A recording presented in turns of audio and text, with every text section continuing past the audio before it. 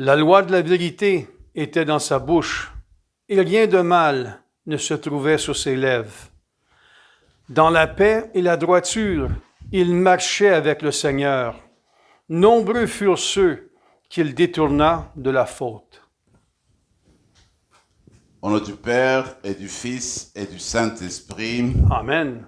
la grâce de Jésus-Christ notre Seigneur, l'amour de Dieu le Père et la communion de l'Esprit Saint soient toujours avec vous. Et avec votre esprit. C'est le 28 juin aujourd'hui et nous célébrons la fête de Saint Irénée, évêque de Lyon.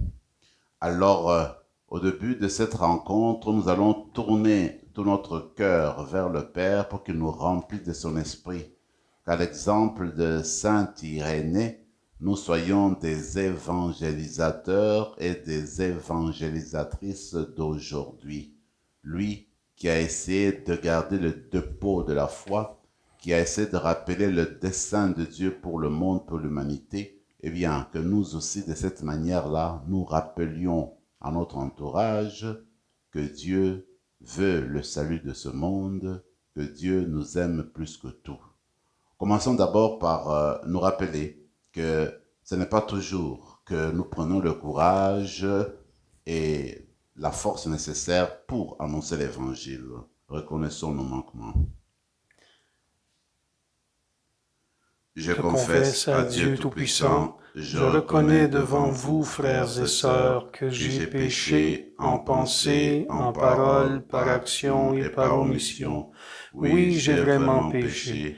C'est pourquoi je supplie la bienheureuse Vierge Marie, Les anges et tous les saints, et vous aussi, frères et sœurs, de prier pour moi, le Seigneur notre Dieu.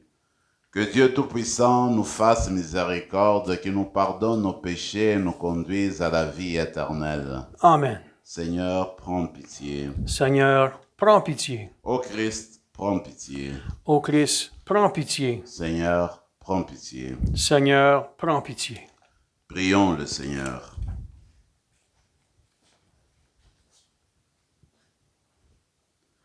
Seigneur Dieu, tu as donné au bienheureux évêque Irénée d'enseigner plus solidement la vérité et d'affermir avec bonheur la paix dans l'Église.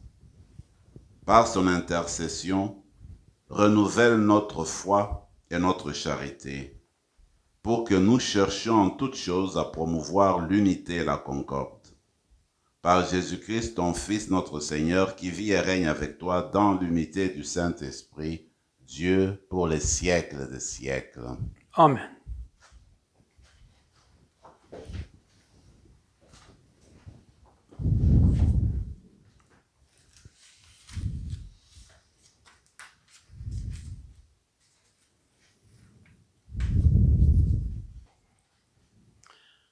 Du livre du prophète Amos.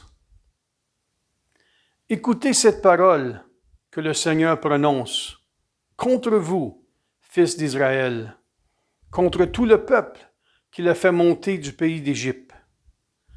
Je vous ai distingué, vous seuls, parmi tous les peuples de la terre. Aussi, je vous demanderai compte de tous vos crimes. Deux hommes font-ils la route ensemble sans être mis d'accord? Est-ce que le lion rugit dans la forêt sans avoir de proie? Le lionceau va-t-il crier du fond de sa tanière sans avoir rien pris?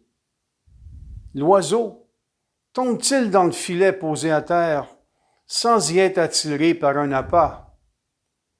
Le piège se relève-t-il du sol sans avoir rien attrapé? Va-t-on sonner du cor dans une ville sans que le peuple tremble? Un malheur arrive-t-il dans une ville sans qu'il soit l'œuvre du Seigneur? Car le Seigneur Dieu ne fait rien sans en révéler le secret à ses serviteurs les prophètes. Quand le lion a rugi, qui peut échapper à la peur? Quand le Seigneur Dieu a parlé, qui refuserait d'être prophète? J'ai tout détruit chez vous, comme Dieu a détruit Sodome et Gomorrhe. Vous étiez comme un tison sauvé de l'incendie, et vous n'êtes même pas revenu à moi, oracle du Seigneur. C'est pourquoi, voici comment je vais te traiter, Israël. Et puisque c'est ainsi que je vais te traiter, prépare-toi, Israël, à rencontrer ton Dieu. Parole du Seigneur. Nous rendons grâce à Dieu. Seigneur, ta justice me conduise. Seigneur, que ta justice me conduise. Tu n'es pas un Dieu, ami du mal. Chez toi le méchant n'est pas reçu. Non, l'insensé ne tient pas devant ton regard. Seigneur, que ta justice me conduise. Tu détestes tous les malfaisants. Tu extermines les menteurs. L'homme de ruse et de sang, le Seigneur le hait. Seigneur, que ta justice me conduise. Pour moi, grâce à ton amour, j'accède à ta maison. Vers ton temple saint, je me prosterne, saisi de crainte. Seigneur, que ta justice me conduise. Alléluia, alléluia. J'espère le Seigneur et j'attends sa parole. Alléluia.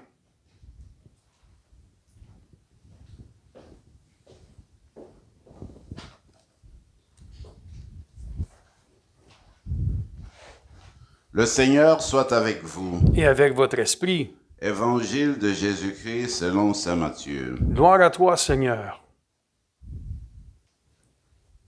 En ce temps-là, comme Jésus montait dans la barque, ses disciples le suivirent. Et voici que la mer devint agitée, que la barque était recouverte par les vagues, mais lui dormait. Les disciples s'approchèrent et le réveillèrent en disant, « Seigneur, sauve-nous, nous sommes perdus. » Mais il leur dit, « Pourquoi êtes-vous si craintifs, hommes de peu de foi ?» Alors Jésus, debout, menaça les vents et la mer, et il se fit un grand calme. Les gens furent saisis d'étonnement et disaient, « Quel est donc celui-ci, pour que même les vents et la mer lui obéissent ?» Acclamons la parole de Dieu. Louange à toi, Seigneur Jésus.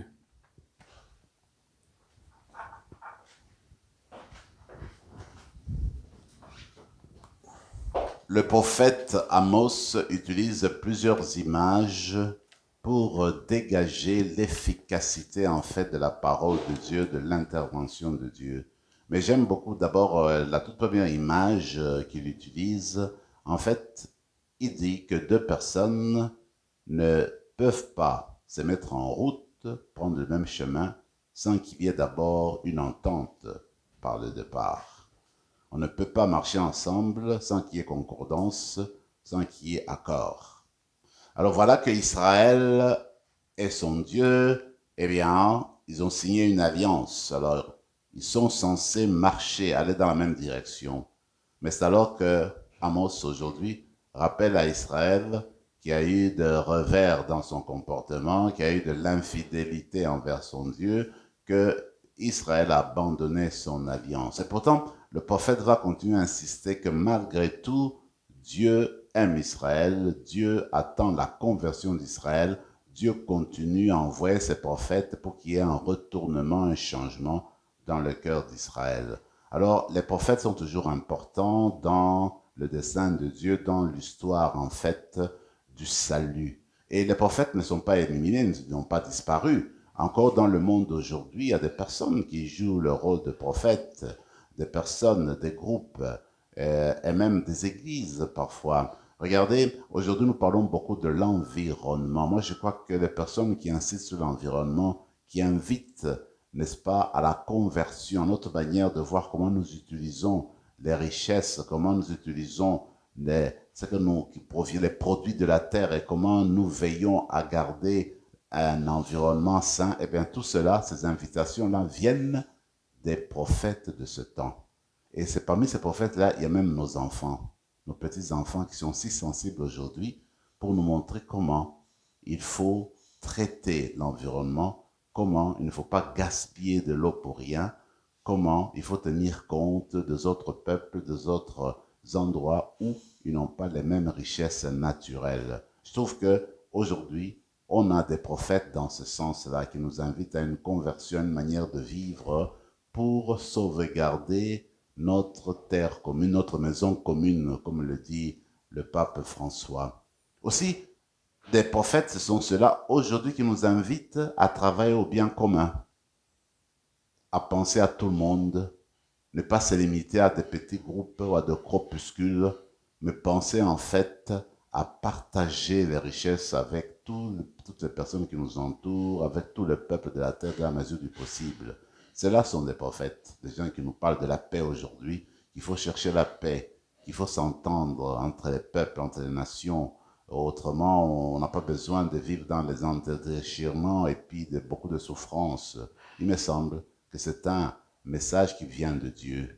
Dieu envoie des prophètes aujourd'hui pour nous rappeler ces choses-là. C'est important. Dans l'évangile, nous connaissons très bien cette histoire de Jésus qui monte dans une barque à cause de la fatigue peut-être. Bon, il s'est dit qu'il va se reposer un peu et puis il s'endort. Et voilà que le vent se soulève, il y a des vagues et puis le bateau est ballotté, de l'eau commence à entrer. Les disciples qui étaient là ont paniqué, commencé à avoir peur. Ils le réveillent, Seigneur, nous périssons, viens à notre secours. Et le Seigneur, c'est vrai, il va se réveiller, comme dit le texte. Il va parler au vent, il va parler à la mer, et il y aura un calme. Comme pour dire, le Seigneur Jésus est le représentant de Dieu. Le Seigneur Jésus est fils de Dieu. Il peut parler à la nature. Vous vous rappelez, au début de la création, Dieu dit soleil, soleil apparaît. Dieu donne l'ordre à la lumière apparaît. Dieu donne l'ordre aux étoiles, etc. Et puis aux animaux de différentes espèces. En fait, on nous montre un Jésus qui est en communion avec son Père. Il donne un commandement au vent, les vents lui obéissent. Il donne un commandement à la mer lui obéit. Alors Saint Augustin de nous dire, regardez comment les créatures de la nature obéissent à la parole de Dieu. Et nous résistons à cette même parole. Les créatures de la nature sont comme aujourd'hui nos modèles à nous. Nous sommes appelés aussi à obéir Jésus comme le font le vent et la mer. C'est sûr que cette image de la barque est très populaire. Elle était très populaire dans l'ancienne église. Elle est encore aujourd'hui. On a toujours comparé la barque à l'église, à la communauté chrétienne, la barque de Saint-Pierre. Alors, durant toute l'histoire de l'église, que des vagues nous avons connues, on a été ballottés par plusieurs vents, de toutes sortes de vents, de toutes sortes de rafales, de toutes sortes de tempêtes.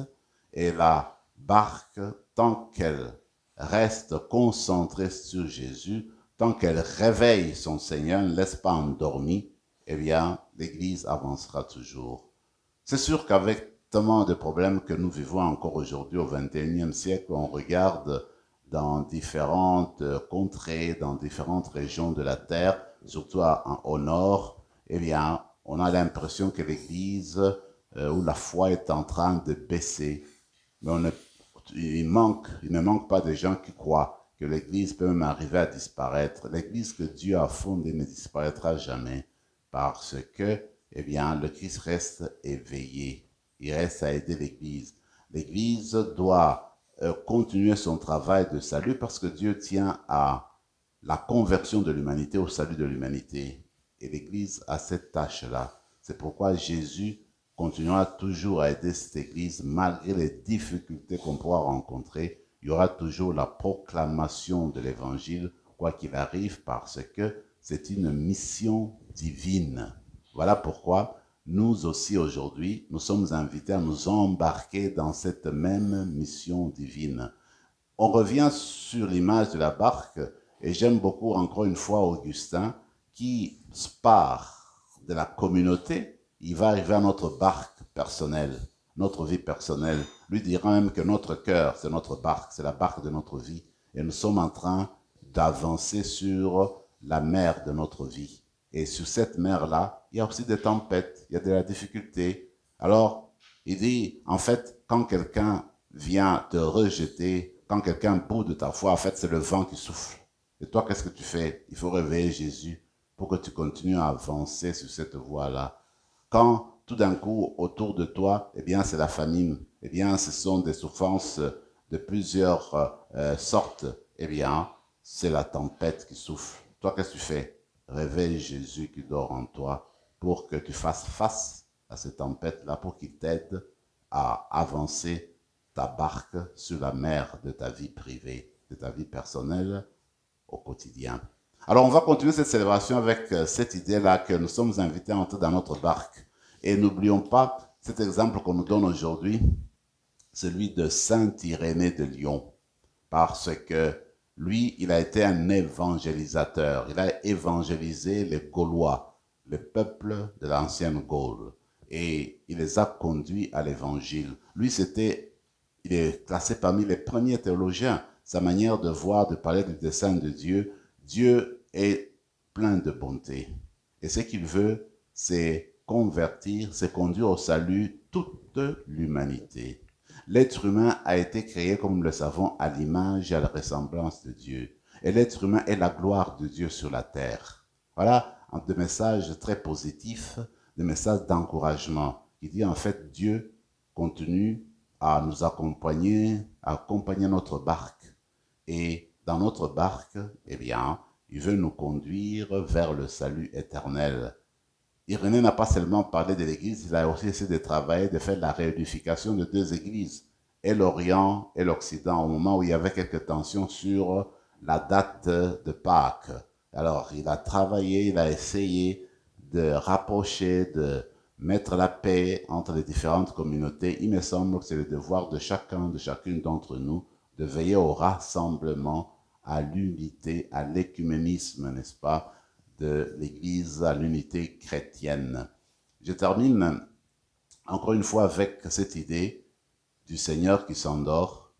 Un auteur dit que, vous savez, parfois quand nous quittons l'Église, nous faisons comme si ce qu'on avait entendu, on l'avait oublié. C'est comme si on avait laissé Jésus s'endormir en nous, comme si on avait laissé Jésus s'endormir au tabernacle. Alors on s'en va. Mais quand on revient le dimanche, Jésus est là au tabernacle, alors on lui parle. Mais non, Jésus qui est au tabernacle est aussi dans notre cœur, au tabernacle de notre cœur. Il est dans notre sanctuaire. Il continue à nous parler. C'est là qu'il faut qu'il se réveille, qu'on le garde en éveil pour justement nous guider dans notre manière d'être, pour qu'il suscite en nous des initiatives nouvelles dans notre pastoral, dans notre manière d'aimer les autres, dans notre manière de bâtir un monde nouveau. Que l'Eucharistie de ce matin vienne raviver notre foi et nous donne l'élan d'amour qu'avait Saint Irénée de Lyon. Amen. Amen.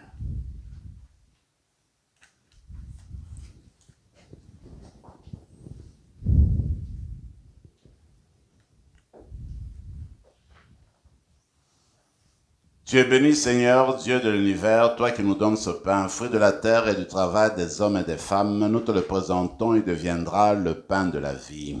Béni soit Dieu, maintenant et toujours. Comme c'est toi semé le vin pour le sacrement de l'Alliance, puissions-nous être unis à la divinité de celui qui a pris notre humanité.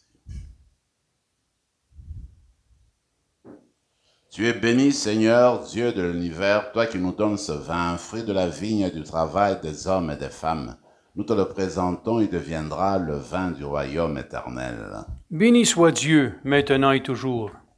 Humbles et pauvres, nous te supplions, Seigneur, accueille-nous, que notre sacrifice en ce jour trouve grâce devant toi. Prions ensemble, mes frères et mes sœurs, au moment d'offrir le sacrifice de toute l'Église. Pour la gloire de Dieu et le salut du monde. En célébrant la naissance au ciel du bienheureux Irénée, Nous t'offrons avec joie, Seigneur, ce sacrifice qui te rend de gloire et nous obtienne d'aimer la vérité pour garder intacte la foi de l'Église et inébranlable son unité, par le Christ notre Seigneur. Amen. Le Seigneur soit avec vous. Et avec votre esprit, Élevons notre cœur. nous le tournons vers le Seigneur. Rendons grâce au Seigneur notre Dieu. Cela est juste et bon. Vraiment, il est juste et bon pour ta gloire et notre salut, de t'offrir notre action de grâce toujours et en tout lieu. Seigneur, Père très saint, Dieu éternel et tout-puissant par le Christ notre Seigneur. Tu donnes à ton Église de se réjouir en la fête de Saint Irénée de Lyon. Par l'exemple qu'il a donné, tu nous encourages. Par son enseignement, tu nous éclaires. À sa prière, tu veilles sur nous. C'est pourquoi, avec la multitude des anges et des saints, nous chantons l'hymne de ta gloire et sans fin, nous proclamons. Saint, Saint, Saint, le Seigneur, Dieu de l'univers. Le ciel et la terre sont remplis de ta gloire. Hosanna au plus haut des cieux. Béni soit celui qui vient au nom du Seigneur. Hosanna au plus haut des cieux. Toi qui es vraiment saint, toi qui es la source de toute sainteté, Seigneur, nous te prions, sanctifie ces offrandes en répandant sur elles ton esprit, qu'elles deviennent pour nous le corps et le sang de Jésus le Christ notre Seigneur.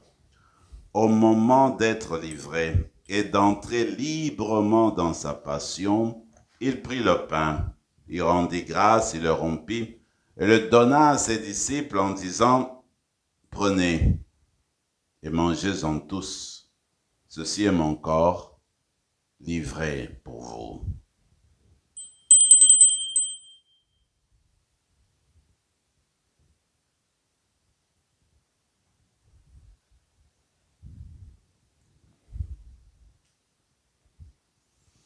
De même, après le repas, il prit la coupe.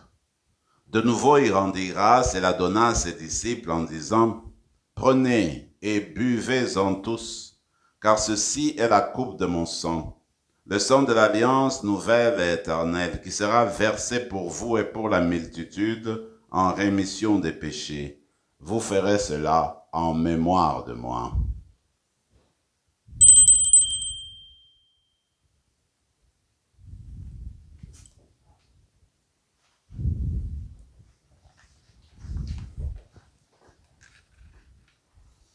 Acclamons le mystère de la foi. Quand nous mangeons ce pain et buvons à cette coupe, nous annonçons ta mort, Seigneur ressuscité, et nous attendons que tu viennes.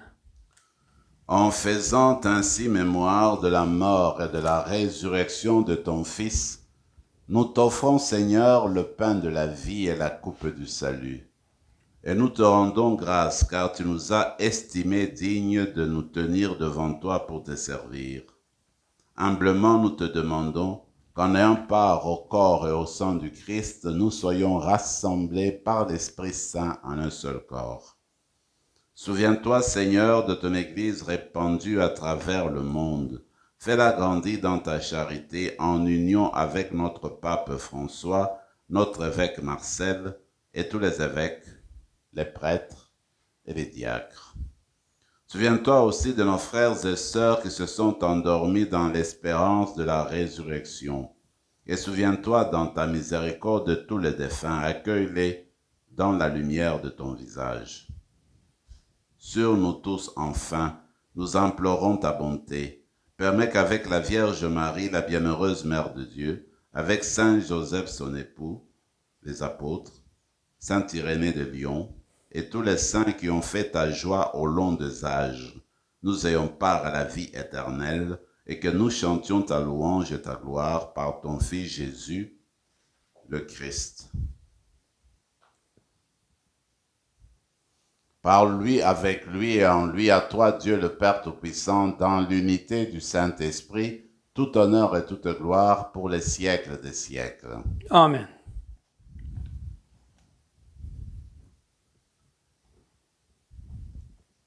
Comme l'avons appris du Sauveur et selon son commandement, nous osons dire, Notre Père qui es aux cieux, que ton nom soit sanctifié, que ton règne vienne, que ta volonté soit faite sur la terre comme au ciel.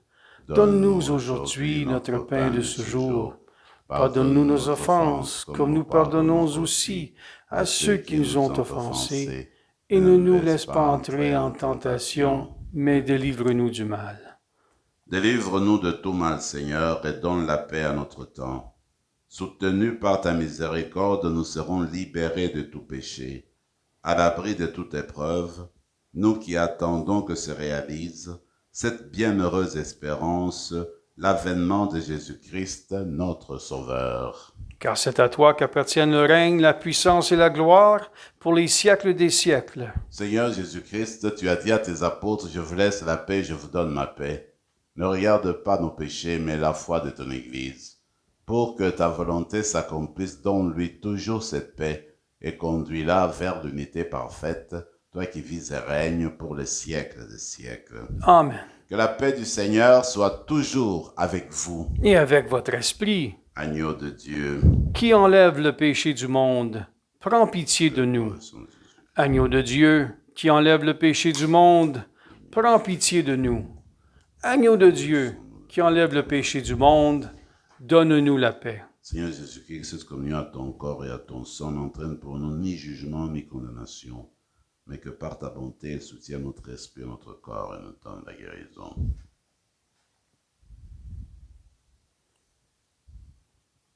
Voici l'agneau de Dieu, voici celui qui enlève les péchés du monde. Heureux les invités au repas des noces de l'agneau. Seigneur, je ne suis pas digne de te recevoir, mais dis seulement une parole, et je serai guéri. Que le corps et le sang du Christ nous gardent pour la vie éternelle. Amen.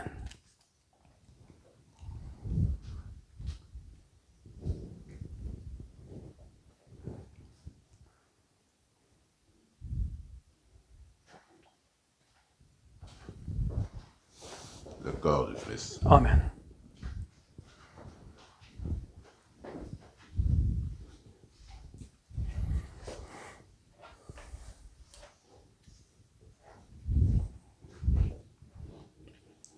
Prenons quelques moments de silence et de prière dans nos cœurs.